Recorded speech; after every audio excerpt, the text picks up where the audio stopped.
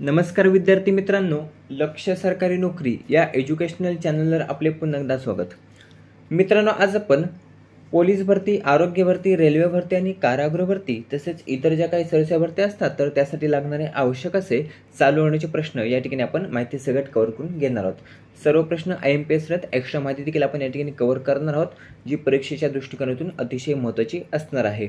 आजचा आपला भाग असणार 388 या भागामध्ये आपण 28 नोव्हेंबर 2025 या दिवसातील महत्त्वाचे चालू घडामोडींचे प्रश्न या ठिकाणी कव्हर करून घेणार आहोत। सर्व प्रश्न IMPS आहेत, त्यासाठी व्हिडिओ आपल्याला शेवटपर्यंत नक्की पाहायचा आहे आणि व्हिडिओ आवडत असेल तर आपल्याला लाईक देखील करायचा आहे।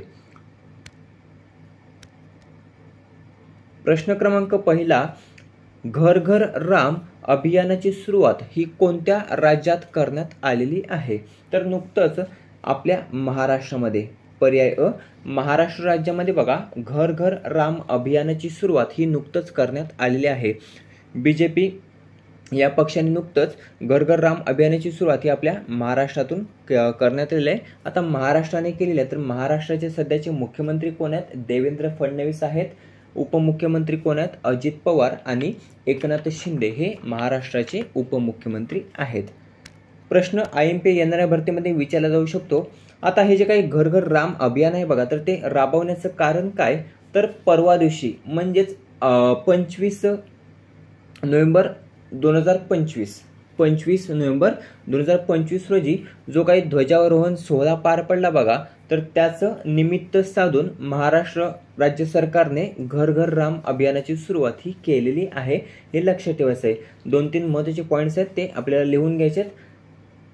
एक महत्त्वाचा पॉईंट्स, अयोध्या येथील राम मंदिर जो काही प्राणप्रतिष्ठा सोहळा होता बघा, तर तो कोणत्या दिवशी पार पडला होता? तर 22 जानेवारी 2024 बघा, अयोध्या राम मंदिर प्राणप्रतिष्ठा सोहळा हा नरेंद्र मोदींच्या उपस्थितीत बघा पार पडला होता। आणि आता ध्वजारोहण हा जो काही सोहळा आहे बघा, तर तो या वर्षी पार पडलेला आहे। केव्हा? तर 25 नोव्हेंबर 2025 रोजी ध्वजारोहण सोहळा पार पडलेला आहे। काही महत्त्वाचे पॉईंट्स, ध्वज हा बघा भगवा असून 11 फीट रुंद आहे आणि 22 फीट लांब आहे।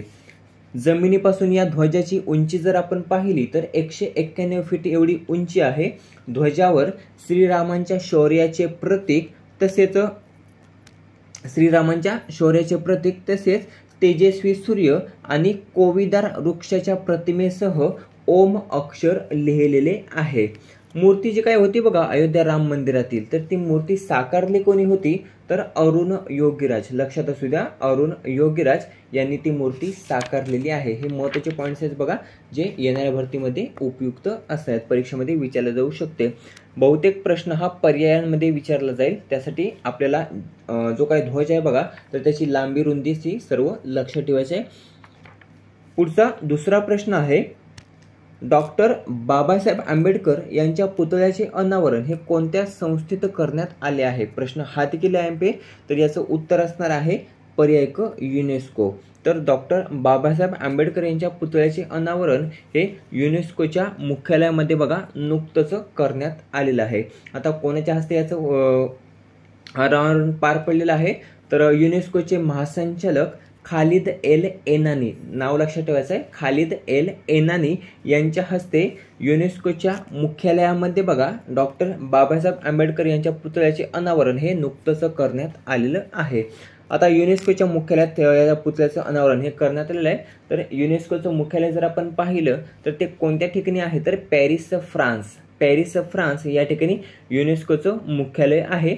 युनेस्कोची स्थापना आपण पाहिली तर 1945 साली युनेस्कोची स्थापना ही झाली होती। फुल फॉर्म आहे युनेस्कोचा united nations educational, scientific and cultural organisation असा युनेस्कोचा फुल फॉर्म आहे, लक्षात ठेवायचा आहे। काही दिवसांपूर्वी बघा महाराष्ट्र शासनाने युनेस्कोच्या मुख्यालयाला भेट म्हणून दिलेल्या भारतरत्न डॉक्टर बाबासाहेब आंबेडकर यांच्या पुतळ्याचे अनावरण हे युनेस्कोच्या पॅरिसमधील मुख्यालयामध्ये बघा महासंचालक जे काही युनेस्कोचे आहेत तर खालिद एल एनानी यांच्या हस्ते या पुतळ्याचे अनावरण हे नुकतंच करण्यात आलेले आहे। तिसरा प्रश्न आहे, तिसरा प्रश्न देखील IMPS यावर देखील प्रश्न हा विचारला जाऊ शकतो। प्रश्न आहे 2023च्या राष्ट्रकुल क्रीडा स्पर्धा ह्या कोणत्या ठिकाणी पार पडणार आहेत किंवा कोणत्या ठिकाणी होणार आहेत? तर याचं योग्य उत्तर असणार आहे पर्याय ब, अहमदाबाद, भारत. जवळपास 99% आपल्याला माहिती होतं की राष्ट्रकुल क्रीडा स्पर्धा 2030च्या आपल्या भारतातच होणार आहेत, परंतु त्याची घोषणाही व्हायची बाकी होती आणि नुकतंच बघा याची घोषणाही आता करण्यात आली. जे काही ग्लासगो स्कॉटलंड या ठिकाणी बैठक झाली बघा, तर त्या बैठकीमध्ये अधिकृत घोषणाही करण्यात आली की 2030च्या राष्ट्रकुल क्रीडा स्पर्धा ह्या आपल्या भारतात अहमदाबाद या ठिकाणी होणार आहेत. यजमान पद जे काही आहे बघा, तर ते आपल्या भारताला मिळालेले आहे. यापूर्वी भारताने राष्ट्रकुल क्रीडा स्पर्धा ह्या 2010 साली आयोजित केल्या होत्या. केव्हा? 2010 साली आयोजित केल्या होत्या. कोणत्या ठिकाणी? तर नवी दिल्ली या ठिकाणी. लक्षात ठेवायचंय, नवी दिल्ली या ठिकाणी या अगोदर भारताने राष्ट्रकुल क्रीडा स्पर्धेचं आयोजन हे केलं होतं नवी दिल्ली या ठिकाणी. आता हे जे काही आयोजन आहे बघा अहमदाबाद या ठिकाणी होण्यासाठी भारतीय ऑलिम्पिक असोसिएशनच्या अध्यक्षा पी.टी. उषा यांनी राष्ट्रकुल क्रीडा महासंघाचे जे काही अध्यक्ष आहेत बघा क्रिस जेनकिन्स यांना पत्र पाठवले होते. प्रश्न IMP दोन्ही लक्षात ठेवायचे आहेत. भारतीय ऑलिम्पिक असोसिएशनचे अध्यक्ष कोण आहेत? तर पी.टी. उषा. आणि राष्ट्रकुल क्रीडा महासंघाचे अध्यक्ष कोण आहेत? Chris Jenkins. तर यांच्या दोघांमध्ये बघा पत्र व्यवहार झाला होता आपल्या भारतामध्ये या राष्ट्रकुल क्रीडा स्पर्धेचं आयोजन होण्यासाठी. लक्ष ठेवायचं आहे. या ज्या काही राष्ट्रकुल क्रीडा स्पर्धा असतात बघा, तर त्या दर 4 वर्षांनी आयोजित केल्या जातात. किती? दर 4 वर्षांनी आयोजित केल्या जातात. पहिली आवृत्ती ही 1930 मध्ये पार पडली होती किंवा 1930 मध्ये. भारतात हे जे काही आवृत्ती होणार आहे 2030ची, तर ते शताब्दी वर्ष असणार आहे बघा. राष्ट्रकुल क्रीडा स्पर्धेचं शताब्दी वर्ष असणार, म्हणजेच त्याला बघा 2030 मध्ये 100 वर्ष पूर्ण होणार आहेत. किती? 100 वर्ष. आणि शताब्दी वर्ष हे आपल्या भारतात आयोजित केलं जाणार आहे. राष्ट्रकुल क्रीडा स्पर्धा ह्या 1942 आणि 1946 या 2 साली बघा झाल्या नव्हत्या. दुसरे महायुद्ध जे काही सुरू होतं बघा, तर त्यासाठी 1942 आणि 1946 साली राष्ट्रकुल क्रीडा स्पर्धा ह्या झाल्या नव्हत्या. आतापर्यंत या क्रीडा स्पर्धेचं आयोजन हे एकूण 9 देशांनी केलेलं आहे. किती? 9 देशांनी केलेलं आहे. राष्ट्रकुल क्रीडा स्पर्धेमध्ये पदक जिंकणारे पहिले भारतीय आपण पाहिले तर राशिद अनवर आहेत बघा. राशिद अनवर ज्यांनी कुस्ती या प्रकारामध्ये कांस्य पदक पटकावलं होतं आणि राष्ट्रकुल क्रीडा स्पर्धेमध्ये बघा भारतातर्फे प्रथम पदक हे त्यांनी पटकावलं होतं. जर आपल्याला प्रश्न विचारला स्वातंत्र्यानंतर राष्ट्रकुल क्रीडा स्पर्धेमध्ये पदक जिंकणारे पहिले भारतीय कोण, तर मिल्खा सिंग आहेत बघा. मिल्खा सिंग ज्यांनी सुवर्ण पदक पटकावलं होतं आणि प्रथम भारतीय ठरले होते स्वातंत्र्यानंतर राष्ट्रकुल क्रीडा स्पर्धेमध्ये पदक जिंकणारे. हे झालं 2030च्या राष्ट्रकुल क्रीडा स्पर्धा. जर आपण पाहिल्या 2026च्या राष्ट्रकुल क्रीडा स्पर्धा, तर त्याचं आयोजन हे ग्लासगो स्कॉटलंड या ठिकाणी होणार आहे. 2026ची जी काही राष्ट्रकुल क्रीडा स्पर्धा होणार आहे बघा, तर तिचं आयोजन हे ग्लासगो स्कॉटलंड या ठिकाणी होणार आहे. 4था प्रश्न, नुकतंच चर्चेत असलेली हेलिगुबी ज्वालामुखीचा उद्रेक हा कोणत्या देशात झाला आहे? हा देखील महत्त्वाचा प्रश्न आहे. तर नुकतंच चर्चेत असणाऱ्या हेलिगुबी ज्वालामुखीचा उद्रेक हा जो काही झाला आहे बघा, तर तो पर्याय अ इथिओपिया या देशामध्ये झालेला आहे. कुठे? तर इथिओपिया. प्रश्न का IMP आहे? तर बघा जवळपास 12,000 वर्षानंतर, किती? 12,000 वर्षानंतर बघा या हेलिगुबी ज्वालामुखीचा उद्रेक झालेला आहे. आणि हा जो काही उद्रेक एवढा शक्तिशाली होता जो बघा 15 किलोमीटर उंचीपर्यंत बघा त्याची राख ही उडाली होती. किती? जवळपास 15 किलोमीटर एवढे उंच. किती? 15 किलोमीटर एवढा उंच बघा त्याची राख ही उडाली होती आणि एवढा तो शक्तिशाली होता. 12,000 वर्षानंतर ही जी काही हेलिगुबी ज्वालामुखी आहे बघा, तर तिचा उद्रेक आपल्याला पाहायला मिळालेला आहे. ती जी काही राख होती बघा, तर ती आजूबाजूच्या देशापर्यंत मर्यादित न राहता आपल्या भारताची जी काही राजधानी आहे बघा, तर नवी दिल्ली या ठिकाणी बघा ती राख येऊन पोहोचली होती बघा. जवळपास राखेचे ढग हे निर्माण झालेले. जे काही वातावरण सध्या भारतामध्ये आहे बघा, तर त्याचं मुख्य कारण हे हेलिगुबी ज्वालामुखीचा उद्रेक आहे. इथिओपिया जर आपण पाहिलं तर इथिओपिया या ठिकाणी बघा COP32 जी काही शिखर परिषद होणार आहे बघा COP32ची, तर त्याचं आयोजन हे इथिओपिया आदिस अबाबा इथिओपिया या ठिकाणी होणार आहे COP32चं आयोजन. केव्हा? तर 2027मध्ये. हे देखील लक्षात ठेवायचं आहे. पंतप्रधान कोण आहेत? इथिओपियाचे. तर ॲबी अहमद अली हे पंतप्रधान आहेत इथिओपियाचे. राजधानी काय आहे इथिओपियाची? तर आदिस अबाबा ही इथिओपियाची राजधानी आहे. 5वा प्रश्न आहे, एकापेक्षा जास्त लग्न करणे आता कोणत्या राज्यात बघा गुन्हा असणार आहे? तर नव्या विधेयकानुसार आसाम या राज्यामध्ये. कोणत्या? तर आसाम या राज्यामध्ये बघा एकापेक्षा जास्त लग्न करणं आता गुन्हा असणार आहे. त्याचं कारण तर आसाम विधानसभेने नुकतंच आसाम बहुविवाह निषेध विधेयक 2025 हे मंजूर केलेले आहे. कोणत्या विधानसभेने? तर आसाम विधानसभेने आसाम बहुविवाह निषेध विधेयक 2025 हे नुकतंच मंजूर केलेले आहे. मांडले कोणी होते? हेमंता बिस्वा शर्मा यांनी ते मांडले होते, जे आता आसाम विधानसभेने मंजूर केले तेही बहुमताने. आता यामागचा उद्देश काय आहे? तर बहुपत्नी प्रथा जी काय आहे बघा, तर ती संपुष्टात आणण्यासाठी हा जो काही आसाम बहुविवाह विधेयक आहे बघा, तर तो त्या ठिकाणी सादर करण्यात आलेला आहे. आता आसाम राज्याने हा विधेयक जो काही आहे बघा, तर तो मंजूर केलेला आहे. तर आसामचे सध्याचे मुख्यमंत्री कोण आहेत? हेमंता बिस्वा शर्मा आसामचे मुख्यमंत्री आहेत. आसामची राजधानी आहे दिसपूर. एक प्रश्न IMP, काझीरंगा राष्ट्रीय उद्यान कोणत्या राज्यामध्ये आहे? प्रश्न तुमच्यासाठी, त्याचं उत्तर आपल्याला कमेंट करून सांगायचं आहे. 6वा प्रश्न आहे, ऑझिंडेक्स किंवा AUSINDEX 2025 नौदल युद्ध अभ्यास कोणत्या 2 देशांदरम्यान आयोजित करण्यात आला? तर याचं उत्तर असणार आहे पर्याय ब, भारत आणि ऑस्ट्रेलिया. प्रश्नामध्येच उत्तर आपल्याला मिळून जाईल. तर ऑझिंडेक्स हा जो काही युद्ध सराव आहे बघा, तर तो भारत आणि ऑस्ट्रेलिया या 2 देशांदरम्यान बघा आयोजित करण्यात आलेलं आहे. याचं आयोजन हे दर 2 वर्षानंतर केलं जातं. किती? दर 2 वर्षानंतर याचं आयोजन हे केलं जातं. या युद्ध अभ्यासामध्ये भारतातर्फे INS सह्याद्री हे भाग घेणार आहे. भारत आणि ऑस्ट्रेलिया या 2 देशांदरम्यान आणखीन काही महत्त्वाचे युद्ध सराव आहेत बघा, ते आपण पाहूया. ऑस्ट्रा हिंद जे भारत आणि ऑस्ट्रेलिया या 2 देशांदरम्यान होतं, तसेच मलबार युद्ध सराव हा 4 देशांदरम्यान होतो बघा, परंतु त्यामध्ये ऑस्ट्रेलिया देखील असतो. ऑस्ट्रेलिया ते 4 देश कोणते? अमेरिका, जपान, ऑस्ट्रेलिया आणि भारत या 4 देशांमध्ये बघा मलबार युद्ध सराव हा आयोजित केला जातो. प्रश्न 7वा, SRFI इंडियन ओपन 2025 स्क्वॅशचे विजेतेपद हे नुकतंच कोणी पटकावलेलं आहे? प्रश्न हा देखील IMP आहे.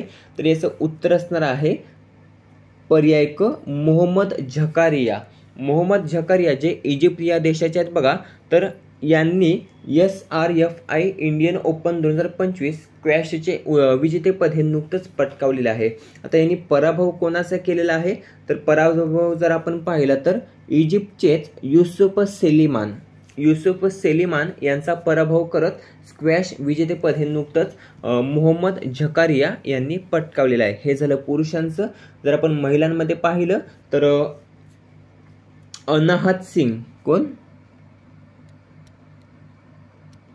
अनाहत सिंग यांनी बघा महिला SRF इंडियन ओपन 2025 स्क्वॅशचे विजेतेपद हे नुकतंच पटकावलेले. यांनी कोणाचा पराभव केला? तर ज्योत्स्ना चिनप्पा यांचा पराभव करत अनाहत सिंगने बघा महिला स्क्वॅश विजेतेपद हे नुकतंच पटकावलेलं आहे. आता या SRFI इंडियन ओपन 2025 स्क्वॅशचे जे काही आयोजन होते बघा, तर ते कोणत्या ठिकाणी करण्यात आलं होतं? तर इंदोर मध्य प्रदेश या ठिकाणी त्याचं आयोजन हे करण्यात आलं होतं. SRFI याचा फुल फॉर्म आपण पाहिला तर squash rackets federation of India असा त्याचा फुल फॉर्म आहे. प्रश्न क्रमांक 8वा, भारतातील नवीन टेलिकॉम सेक्रेटरी म्हणून कोणाची नियुक्ती करण्यात आली? तर भारतातील नवीन टेलिकॉम सेक्रेटरी म्हणून पर्याय क, अमित अग्रवाल यांची भारतातील नवीन टेलिकॉम सेक्रेटरी म्हणून नुकतंच नियुक्ती करण्यात आलेली आहे. हे जे काही अमित अग्रवाल आहेत बघा, तर ते आता नीरज मित्तल यांची जागा घेण्यात, म्हणजे यांच्या अगोदर नीरज मित्तल हे टेलिकॉम सेक्रेटरी होते बघा, ज्यांच्या जागेवर आता अमित अग्रवाल यांची नियुक्ती ही करण्यात आलेली आहे. 2023 मध्ये बघा UIDAIचे CEO म्हणून देखील त्यांनी काम पाहिलेलं. कोणी तर अमित अग्रवाल. UIDAI 2023 मध्ये CEO म्हणून त्यांनी काम पाहिलेलं आहे. UP या राज्याशी ते संबंधित आहेत. अमित अग्रवाल लक्षात ठेवायचं आहे. मित्रांनो, अशा प्रकारे महत्त्वाचे 8 चालवणीचे प्रश्न आपण माहिती सगळं या ठिकाणी कव्हर केले. आता घेऊया रिव्हिजन. प्रश्न आणि उत्तर म्हणजे आपल्या चांगलं लक्षात राहील. प्रश्न क्रमांक पहिला, घर घर राम अभियानाची सुरुवात कोणत्या राज्यात करण्यात आली? पर्याय अ, महाराष्ट्र या राज्यामध्ये घर घर राम अभियानाची सुरुवात ही नुकतंच करण्यात आलेली आहे. दुसरा प्रश्न आहे, डॉक्टर बाबासाहेब आंबेडकर यांच्या पुतळ्याचे अनावरण हे कोणत्या संस्थेच्या मुख्यालयात करण्यात आले? तर पर्याय क, युनेस्को संस्थेच्या मुख्यालयामध्ये डॉक्टर बाबासाहेब आंबेडकर यांच्या पुतळ्याचे अनावरण हे करण्यात आलेले आहे. कोणाच्या हस्ते? खालिद एल एनानी, जे महासंचालक आहेत युनेस्कोचे. तिसरा क्रमांक आहे, 2023च्या राष्ट्रकुल क्रीडा स्पर्धा कोणत्या ठिकाणी होणार आहे? तर अहमदाबाद, भारत या ठिकाणी बघा 2023च्या राष्ट्रकुल क्रीडा स्पर्धा याचं आयोजन आपल्या भारतामध्ये करण्यात येणार आहे. नुकतंच हेलिगुबी ज्वालामुखीचा उद्रेक हा झाला असून तो कोणत्या देशात झाला आहे? तर पर्याय अ, इथिओपिया या देशामध्ये हेलिगुबी ज्वालामुखीचा उद्रेक हा नुकतंच झाला आहे. प्रश्न क्रमांक 5 आहे, एकापेक्षा जास्त लग्न करणे आता कोणत्या राज्यात गुन्हा असणार आहे? तर एकापेक्षा जास्त लग्न करणे आता पर्याय ड, आसाम या राज्यामध्ये बघा गुन्हा असणार आहे. कारण त्यावर बघा आता आसाम राज्य सरकारने एक विधेयक आणले जे विधानसभेत मंजूर झालेलं आहे. 6वा प्रश्न आहे, ऑझिंडेक्स 2025 नौदल युद्ध अभ्यास कोणत्या 2 देशांदरम्यान आयोजित करण्यात आला? तर भारत आणि ऑस्ट्रेलिया या 2 देशांदरम्यान ऑझिंडेक्स 2025 हा नौदल युद्ध अभ्यास नुकतंच आयोजित करण्यात आला आहे. 7वा प्रश्न आहे, SRFI इंडियन ओपन 2025 स्क्वॅश विजेतेपद नुकतंच कोणी पटकावले आहे? तर पर्याय क, मोहम्मद झकारिया यांनी बघा याचं विजेतेपद हे नुकतंच पटकावलेलं आहे. 8वा आणि शेवटचा प्रश्न आहे, भारतातील नवीन टेलिकॉम सेक्रेटरी म्हणून कोणाची नियुक्ती करण्यात आली? तर भारतातील नवीन टेलिकॉम सेक्रेटरी म्हणून अमित अग्रवाल यांची नियुक्ती ही करण्यात आलेली आहे. मित्रांनो, अशा प्रकारे महत्त्वाचे चालू घडामोडीचे प्रश्न या ठिकाणी आपण माहिती सकट कव्हर केलेले आहेत, जे येणाऱ्या भरतीसाठी उपयुक्त असणार आहेत. दररोज आपण सकाळी 7 वाजता चालू घडामोडीचा रोजचा व्हिडिओ जो आहे बघा, तर तो आपण अपलोड करत असतो. त्यासाठी जास्तीत जास्त संख्येने आपल्याला तो व्हिडिओ पाहायचा आहे. प्रश्न कसे वाटले कमेंट करून नक्की सांगायचं आहे. व्हिडिओ आवडला असेल तर मित्रांसोबत जास्तीत जास्त शेअर करायचा आहे. याचा PDF टेलिग्रामवर अपलोड केला जाईल, त्या ठिकाणी तुम्ही तो पाहू शकता. एक महत्त्वाची गोष्ट सांगायची ती अशी, काही जण म्हणतात की जो काही व्हिडिओ आहे बघा, तर त्यामध्ये आपण एक्स्ट्रा माहिती न घेता फक्त प्रश्न आणि उत्तर सांगत जावं. परंतु आपल्याला तसं नाही करायचं, कारण भरपूर जी काही माहिती आहे बघा, तर ती पर्यायांमध्ये विचारली जाते आणि त्यासाठी माहिती आपण ती कव्हर करत असतो. तर ज्यांना कोणाला माहिती ही पाहिजे नसेल तर त्यांनी व्हिडिओला शेवटी जायचं आणि जिथे आपण रिव्हिजन सुरू करतो बघा, तर तिथून व्हिडिओ पाहायला सुरुवात करायची. म्हणजे तुम्हाला टेन्शन राहणार नाही. म्हणजे माहिती जर तुम्हाला नसेल गरजेची, तर तुम्ही व्हिडिओच्या शेवटी जाऊन फक्त प्रश्न आणि उत्तर जे आपण रिव्हिजन घेतो बघा, तर ती त्या ठिकाणी पाहायची आहे. सुरुवातीपासून न पाहिला तरी चालेल. व्हिडिओ कसा वाटला कमेंट करायचा आहे. व्हिडिओ आवडला असेल तर मित्रांसोबत जास्तीत जास्त शेअर करायचा आहे. आपल्या चॅनलला सबस्क्राईब करायचं आहे. भेटूया पुढच्या भागामध्ये. धन्यवाद.